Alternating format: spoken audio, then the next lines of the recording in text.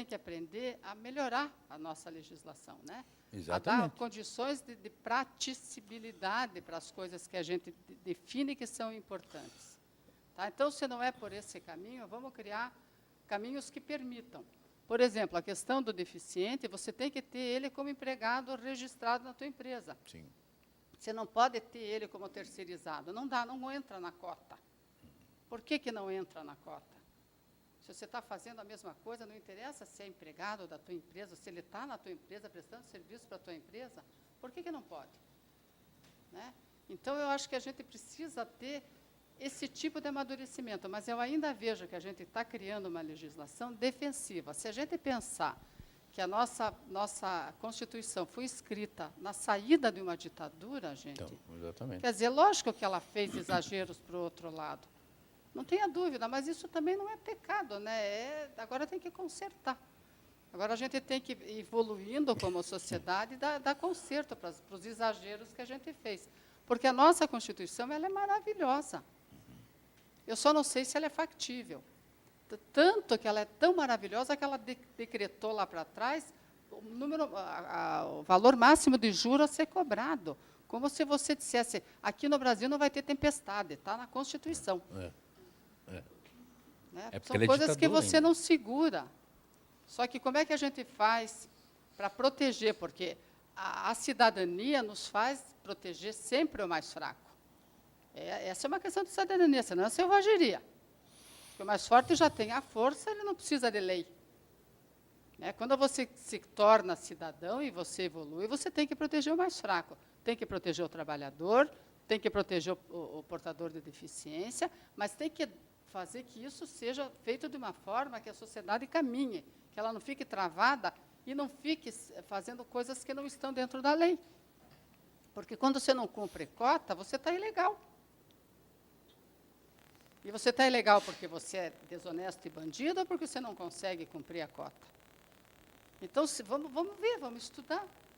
Nós somos o povo para tomarmos decisões. A gente tem que ter a nossa voz. Agora, eu não sei quanto da gente se envolve com isso, né? Porque a gente fala política, eu não gosto de política. Política é isso, gente. É isso aqui, é o nosso dia a dia.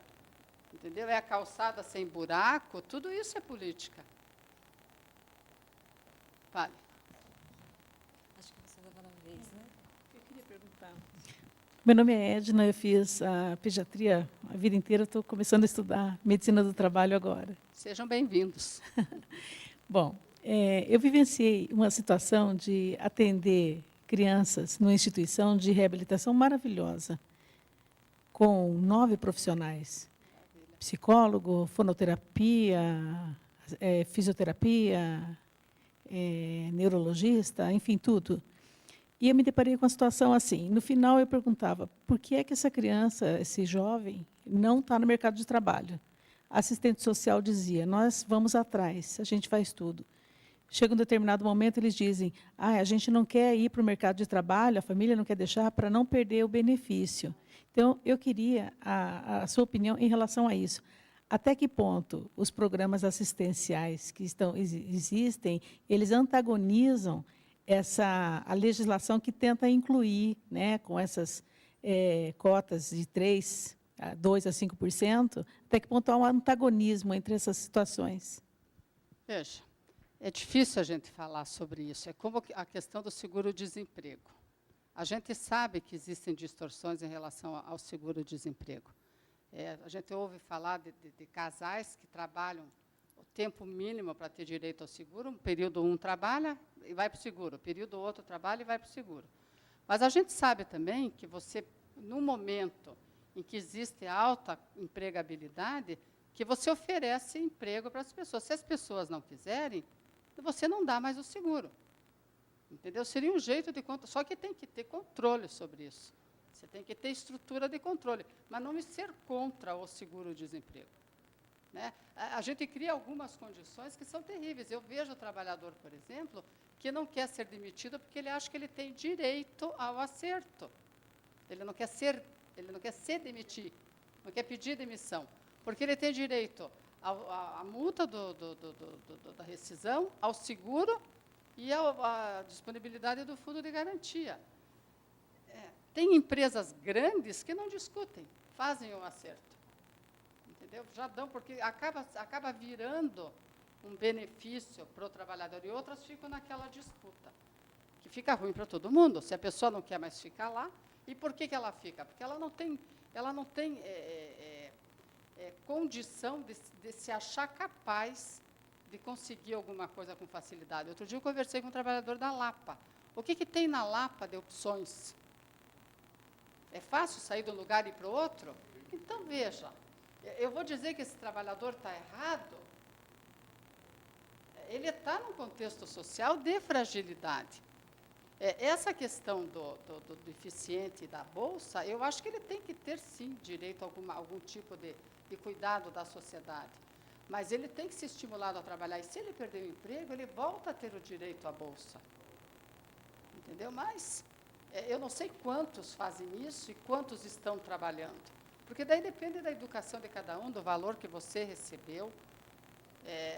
A gente sabe que em qualquer país do mundo, não é a nossa realidade só, se você tiver possibilidade de pegar alguma coisa, isso acontece. Eu sei que na França, por exemplo, os filhos e netos dos moradores das colônias francesas, que hoje são cidadãos franceses, recebem bolsa. Às vezes nunca trabalharam.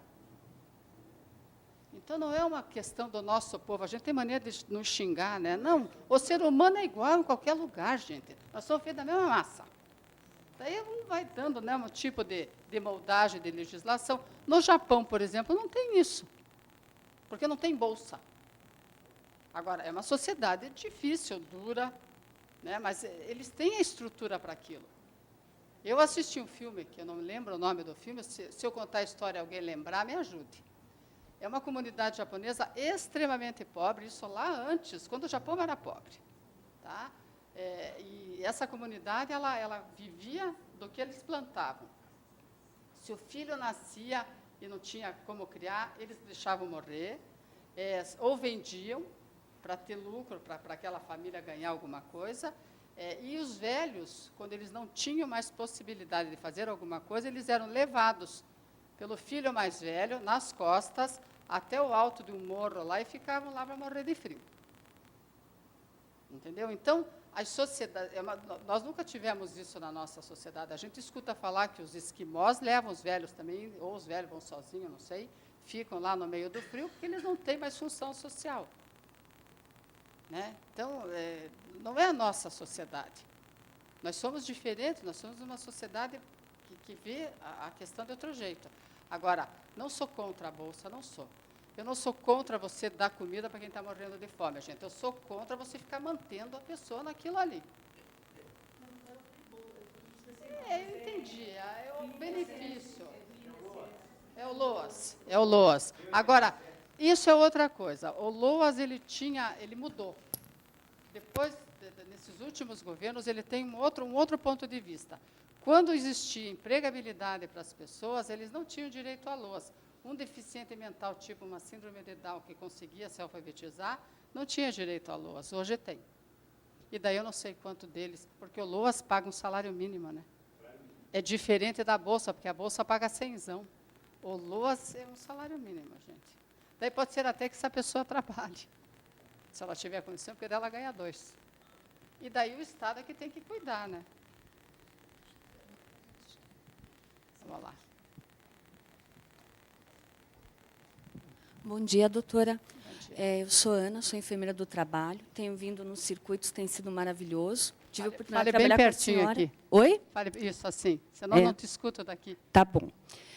A minha pergunta é na prática da lei complementar sobre aposentadoria especial, se a senhora já está vivenciando.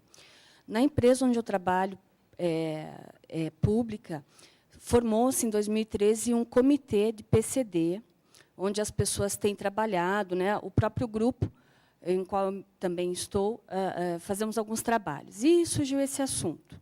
Algumas pessoas já estão em vias de aposentadoria, eu sou em 2033, outros em 2017, então você entra sabendo quando sai.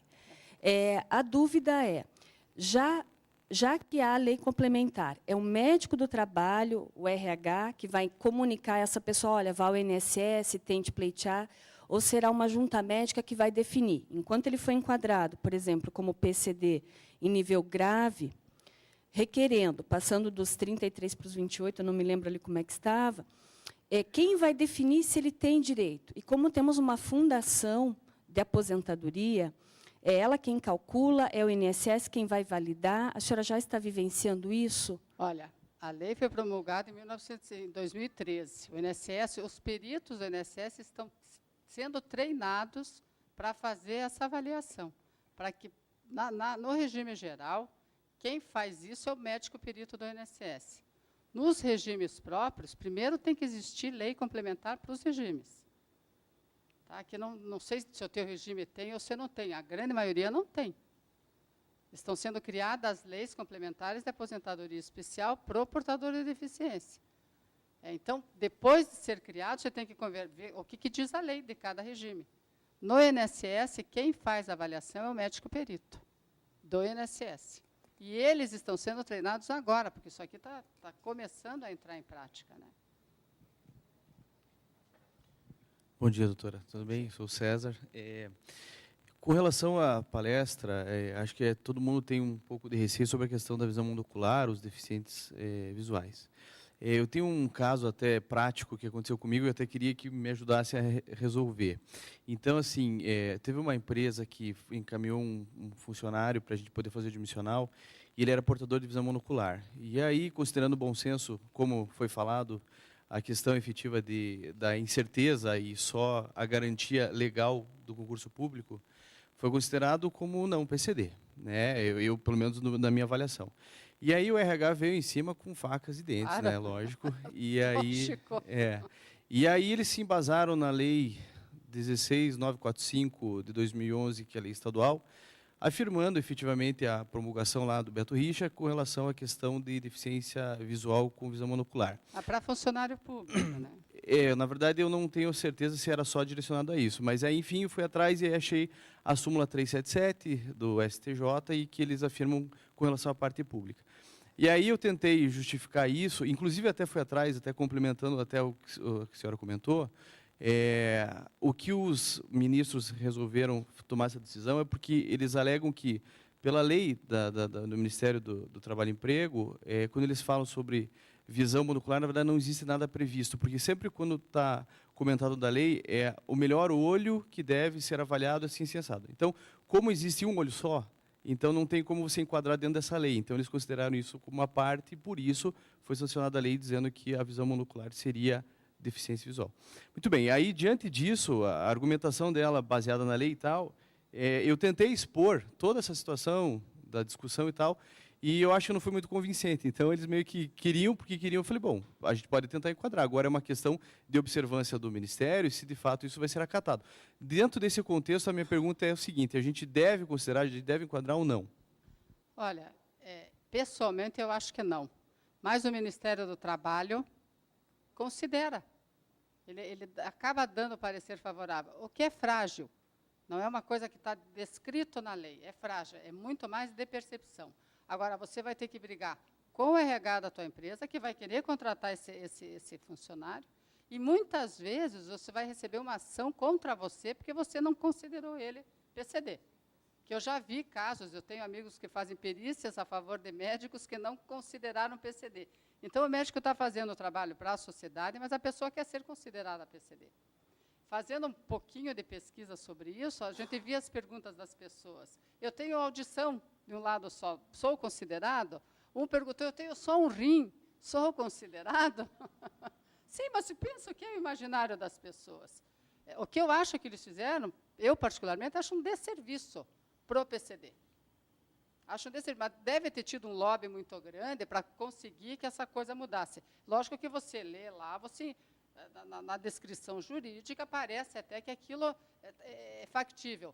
Mas, na prática, o que acontece? O que você faz quando você incorpora uma visão monocular na tua roda de trabalhadores? Você não faz nada. Você não precisa fazer nada. Você nem sabe que ele tem visão monocular. Ele vai ter prejuízo se ele não conseguir fazer noção de profundidade, que a gente sabe que quase 100% das pessoas fazem.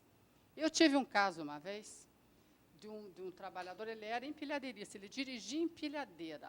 E ele sofreu um acidente de trânsito, não foi de trabalho e ficou com uma visão monocular.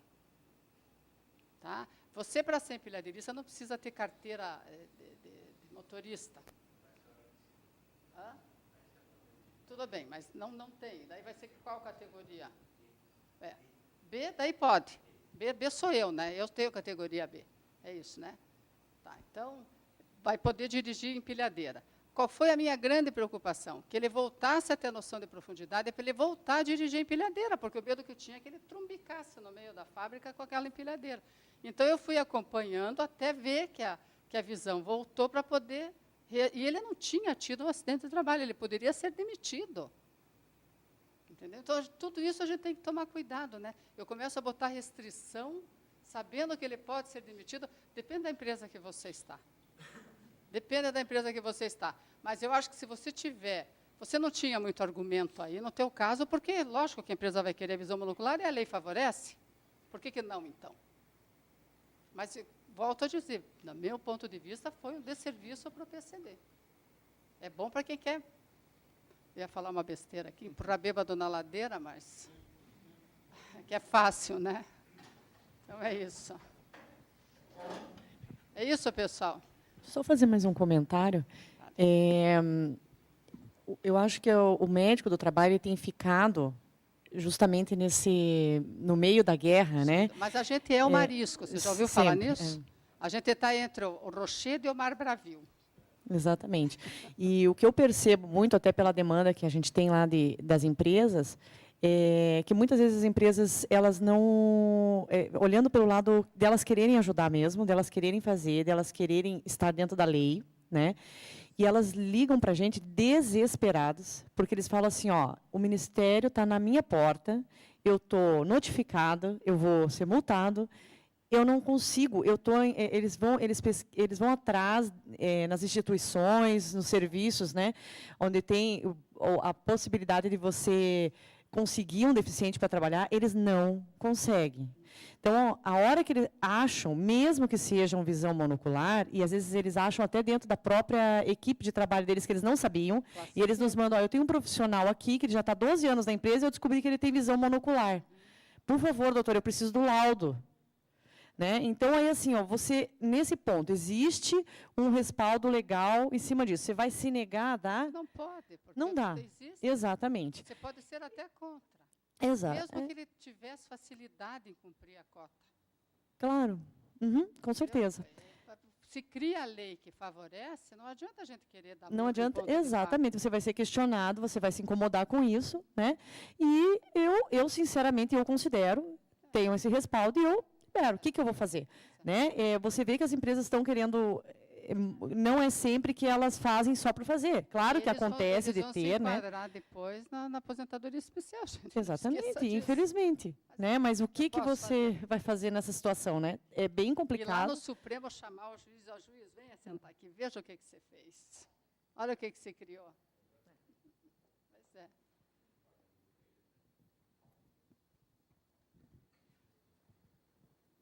Mais alguma pergunta?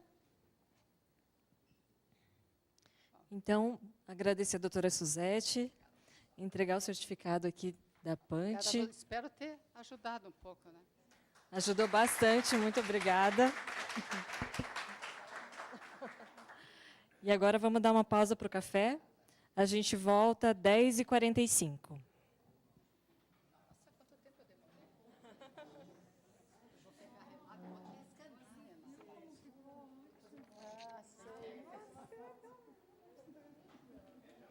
De casos práticos de avaliação ocupacional da pessoa com deficiência.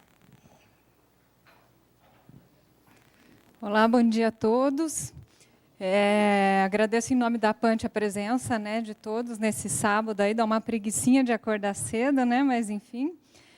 A ideia é a gente discutir um pouco as questões práticas, né? A doutora Suzete já nos trouxe aí, com brilhantismo, as questões mais técnicas, as questões de legislação, né? E agora vamos falar um pouquinho dessas questões mais práticas. Assim. A doutora Suzete já facilitou minha vida, que já abordou algumas questões práticas, então ficou um pouco mais fácil. Então, assim, o papel do médico do trabalho começa com o enquadramento, a avaliação inicial, para ver se a pessoa realmente se enquadra, que foi tudo aquilo que a doutora já abordou, né? Mas não para por aí. A gente que é médico do trabalho e que atua nas empresas, a gente precisa cuidar das adaptações do posto de trabalho e acompanhar essa pessoa para ver se ela está incluída, se ela está adaptada às condições, se a equipe está entendendo as necessidades desse funcionário novo que está entrando, que está no novo cenário, que tem uma nova situação de trabalho, né? Só um pouquinho.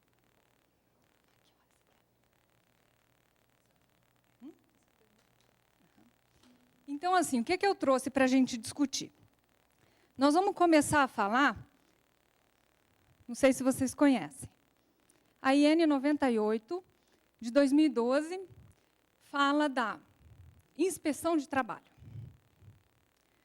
Dispõe sobre procedimentos de fiscalização, o cumprimento das normas destinadas à inclusão do trabalho das pessoas com deficiência. Então, assim, o fiscal do trabalho chega lá na nossa empresa e vai fazer o quê? Vai fazer a fiscalização da reserva legal dos cargos, vai ver percentual, vai ver dispensa, vai ver se a gente está cumprindo ou não aquela questão de repor as pessoas com deficiência, né? E vai ver também a inclusão, se a gente está comprovando o enquadramento, se a gente mantém a documentação, e a gente tem que apresentar tudo isso no momento da fiscalização.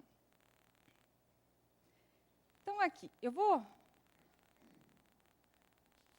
começar a colocar os casos para a gente discutir. Eu queria que ficasse uma coisa bem dinâmica, assim, para a gente trocar experiência. Tá? Então, assim, dentro das deficiências, a gente tem muitos desafios, né? Então, começa pela acessibilidade. Então, instalação de rampa é uma coisa que todo mundo já sabe, as empresas já sabem, né?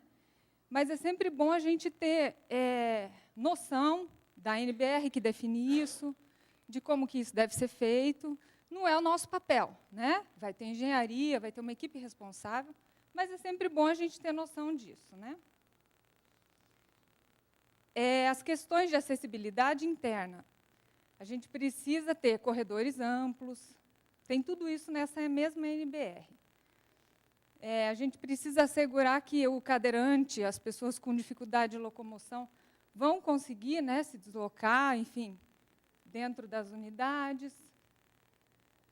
E aqui eu trouxe um caso prático para a gente discutir.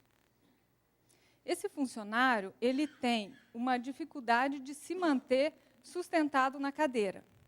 Então, ele precisa se apoiar aqui na parede para ele ficar...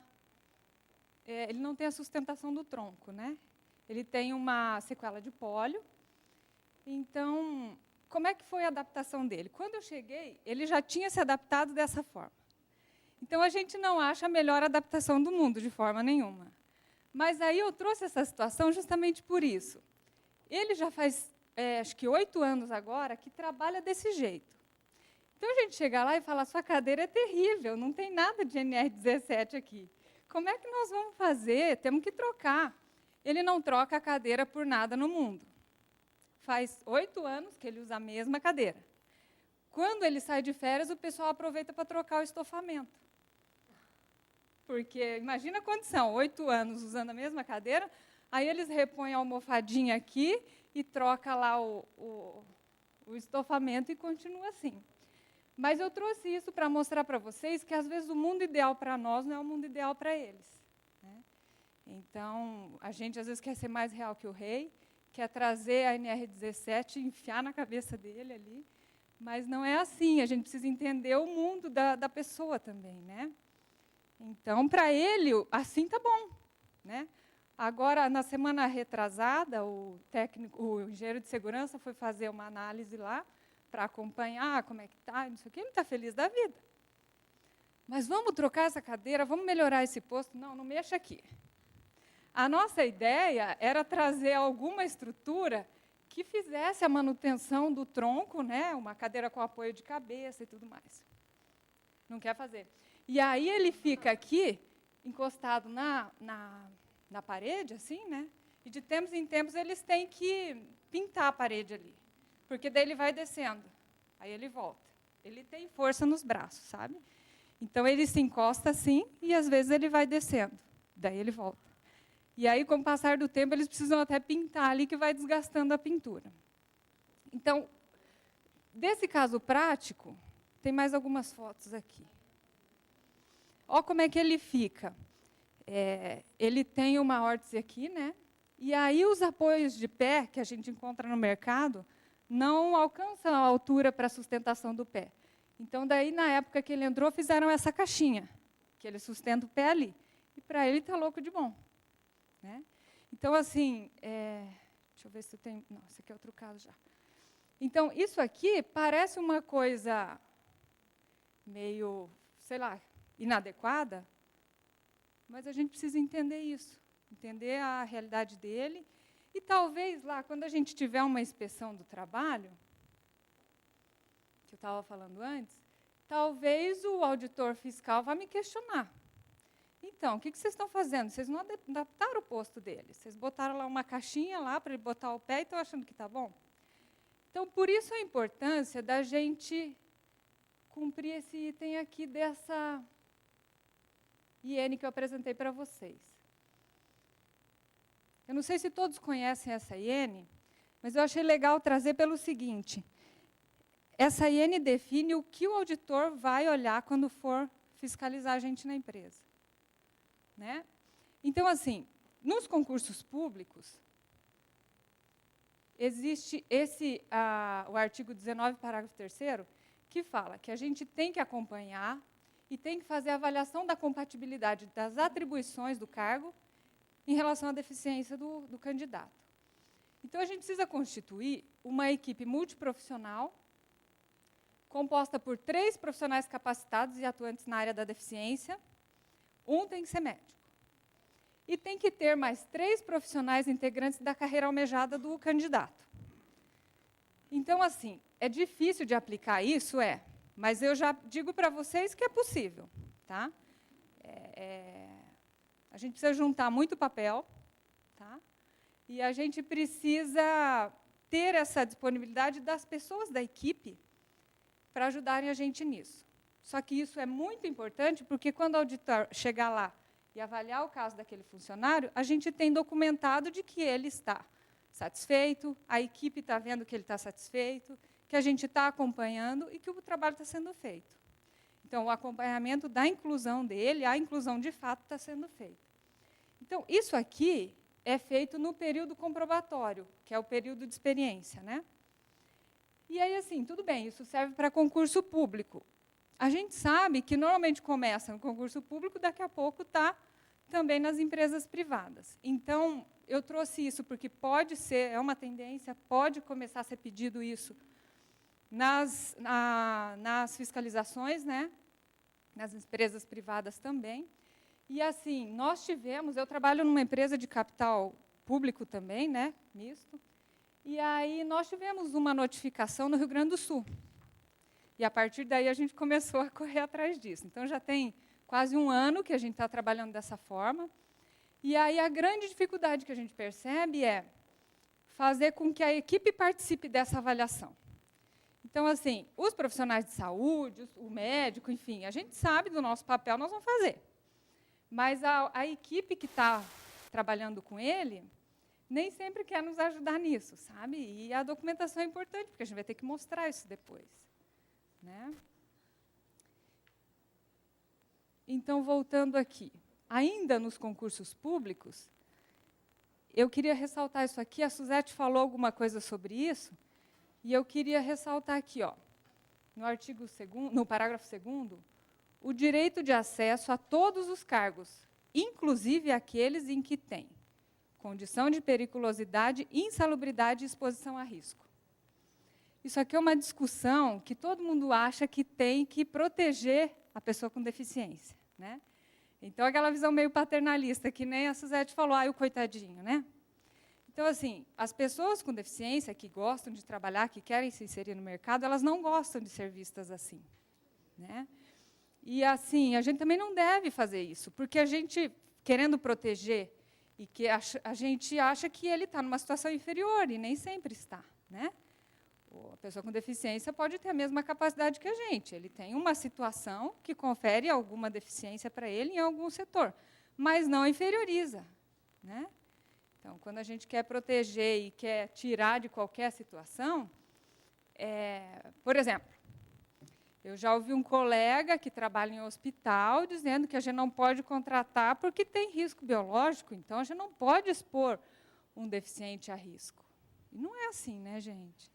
A gente não pode deixar ele exposto a risco dentro daquela incapacidade que ele tem, né? Mas, assim, não pode trabalhar numa fábrica porque tem risco na fábrica. Então, esse discurso também não cola mais, sabe? Né? Deixa eu só voltar aqui. Dentro dessa IN que eu estava falando com vocês, lá no artigo 11, quando o auditor fiscal do trabalho for na empresa, ele vai verificar isso. Se tem condições de igualdade de oportunidade com as demais pessoas e se são respeitadas essas questões relacionadas ao emprego, que é garantia de acesso, né, na hora da admissão, se está sendo garantido o número de vagas e tudo mais, se há distribuição proporcional na empresa em relação aos diversos cargos. Porque aquilo que a Suzete falou também, né, é fácil relativamente fácil, você contratar e botar lá num cantinho. Ou como uma empresa que eu já vi, botar para ficar fazendo treinamento, né? Então, isso não é inclusão. A ideia da lei de cotas é a gente trazer essas pessoas para serem incluídas na sociedade dentro da empresa. Então, se a gente bota lá num cantinho, fala, esse é o cantinho dos PCD, né?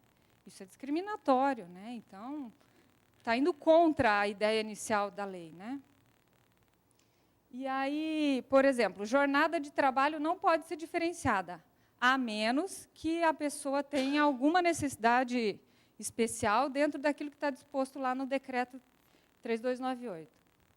Remuneração tem que ser equitativa, acessibilidade ampla, condições de saúde e segurança adaptadas às necessidades dos empregados.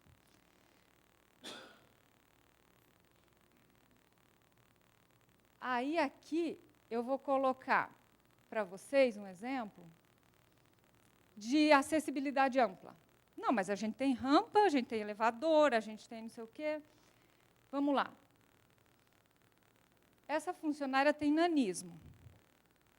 E aí ela trabalha numa atividade administrativa e ela precisa acessar as pastas aqui dos arquivos.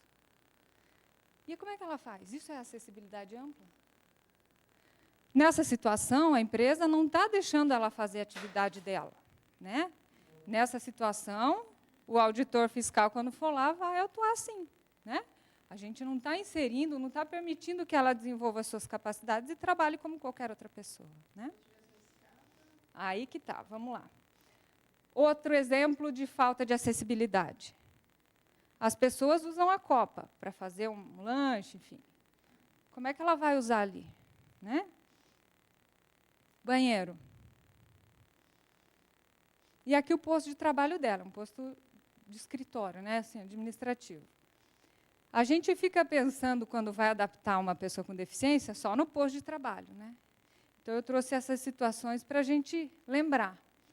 Então, a gente precisa adaptar lá todo o mobiliário, monitor, cadeira, enfim. Aqui é outro caso de nanismo, só que um caso um pouco mais difícil de adaptar. Uma pessoa que tem, eu não me lembro, acho que, se não me engano, uns 90 centímetros. A adaptação dela foi muito difícil. Veja aqui, a altura, o monitor aqui. Colocamos essa foto aqui para mostrar ela em relação a uma pessoa de altura normal, considerado normal, né? Então, a necessidade de muitas adaptações aqui. E aí, o que aconteceu? A gente teve que confeccionar uma cadeira para ela. porque não existe cadeira para uma pessoa daquela estatura. Então, a gente mandou fazer um suporte aqui, diminuímos o tamanho do assento, né? E esse suporte fixo, ela pisa aqui para subir e já serve como apoio para os pés. Tá? E aqui até eu queria dizer uma curiosidade. Essa menina trabalhava em outra empresa e tinha uma cadeira desse jeito. Só que daí, quando ela veio para a nossa empresa lá, a gente queria comprar a cadeira da outra empresa, já estava pronto, né? Não, então, essa cadeira aqui eu te vendo, sim, 10 mil. Pô, mas custa tudo isso para fazer? Não custa, mas é 10 mil. Aí nós, pô, mas não vamos fazer isso. No mercado a gente compra por, sei lá, 1.000, 2.000, vamos pagar 10 por quê? Então, assim, a gente precisa, na nossa área, a gente tem que tentar se ajudar, porque, você veja, a funcionária ficou esperando sem a cadeira, teve que ficar fazendo treinamento, até que a gente conseguir confeccionar a cadeira e dar a ela condições para que ela trabalhasse. Então, a gente está prejudicando a funcionária, né? A gente está... Para que isso, né? A gente pode se ajudar. Eu também não sei, porque ele não vai ter outra pessoa com as mesmas características dela. Então, enfim. Só aqui, só em detalhe, né? Como é que ficou. E aqui eu queria ressaltar outro ponto. Ela tem uma mão muito pequena, parecido com uma mão de criança. E aí, ao longo do tempo, ela desenvolveu uma tendinite de extensores. E ela reclamava muito do mouse. Aí, assim, eu não sei, de repente, na hora de manusear a postura dela, eu não avaliei na época. Mas aí houve uma solicitação do médico dela de comprar esse tipo especial de mouse, que ela só manipula essa bolinha aqui, sabe? Então, só mexe o dedão, o polegar. Acho que chama trackball, um nome assim, o estilo desse mouse. E aí a gente comprou esse mouse, está bem, está feliz da vida. Então, é uma pessoa que, apesar da estatura baixa, ela tem grande autonomia, ela dirige, ela faz tudo sozinha, mora sozinha, né? Então, a gente na empresa não pode limitar ainda mais a vida dela, ela já tem muitas limitações, né? Mesma coisa aqui do arquivo, você vê, ó, um arquivo do modelo que eles dizem novo lá, tem 4 gavetas também, e ela, assim, ó, subindo na escadinha, ela acessa a última gaveta. No modelo antigo, ainda não é a melhor ergonomia do mundo, veja lá como é que ela fica com o braço, mas ela já consegue trabalhar dessa forma. Não é o mundo ideal, está longe disso. O ideal seriam armários que ela tivesse uma postura um pouco melhor. Nos arquivos antigos, a 4ª pasta aqui, ela não acessa de jeito nenhum, nem com escadinha. Aí as outras situações, né? O que eles fazem lá na unidade? Eles deixam as escadinhas por onde ela precisa. Ó.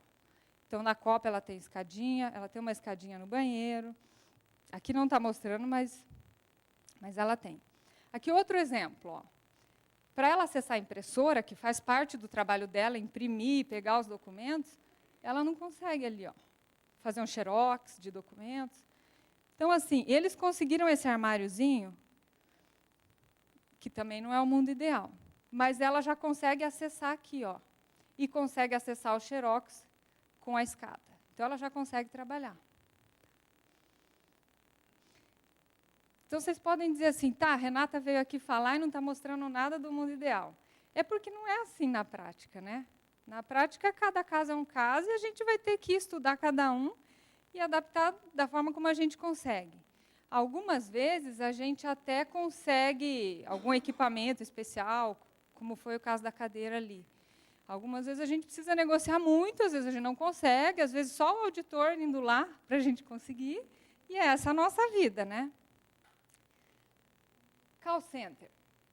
Adaptar uma pessoa com deficiência no call center. Primeiro, pode no call center? Não tem risco? O call center é um lugar terrível para trabalhar? Vamos lá, então. Até a mesma paciente que eu mostrei antes, ela começou trabalhando nessa instituição no call center.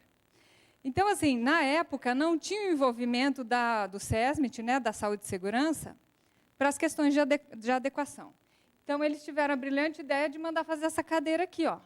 Ficou ótimo, né? Dá uma olhada no pé dela aqui.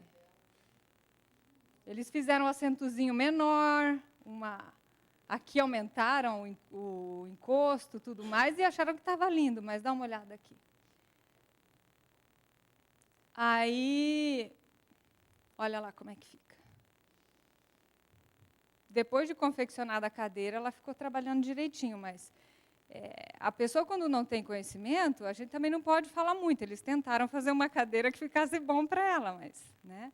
Por isso a necessidade da gente se envolver pessoalmente nisso, né? O RH, enfim, o chefe dela, o administrador, sei lá, não tem obrigação de saber disso, né? A gente tem a obrigação de saber e de intervir. Aqui outro ponto, ó, da nossa necessidade de intervir. No call center, as pessoas precisam ter um armarinho, é até obrigatório isso, e eles guardam aqui os headsets, né? E aí vai alguém lá do RH e dá o headset número 12. Né? Como é que ela vai guardar as coisas lá em cima? Então, precisa o bom senso e precisa a gente estar atento a isso, porque vamos dar o 224, que é aqui embaixo, né? Outras questões. Como é que essa pessoa almoça? Né? Então, assim, é uma questão que não é só a empresa que não está preparado para isso. A gente não está preparado na sociedade, né, para tornar a vida dessas pessoas mais fáceis, né? Então, isso aqui é o dia inteiro dela, assim, né? Ela vai na aula de inglês, que ela faz inglês, a cadeira não é adaptada, o banheiro não é adaptado, ela vai tirar dinheiro no banco, ela não consegue, tem que fazer assim na máquina, não enxerga nada. Então, outra situação aqui para a gente discutir. A minha empresa tem rampa, tem elevador, tem tudo, está tudo certo. Essa mesa atende NR17, está ótima, na altura ideal, profundidade e tudo mais. Só que o meu funcionário não consegue se adequar à mesa. Quando ele vai para frente, aciona a alavanca aqui da cadeira, que é uma cadeira motorizada, e ele não consegue se adequar ali. Aí vamos levantar, então, aqui, ó, que você consegue, também não dá. Nesse caso, o que aconteceu? Mas também é uma exceção, porque as empresas não fazem isso. A empresa onde ele trabalha, ele tinha essa cadeira, a empresa forneceu essa cadeira para ele, porque esse braço aqui é um pouco mais alto e ele se adapta em cima da... Mas uma cadeira dessa é em torno de 10 mil, não é isso? 10 mil reais. Então, aqui, a gente começa a trazer alguns questionamentos.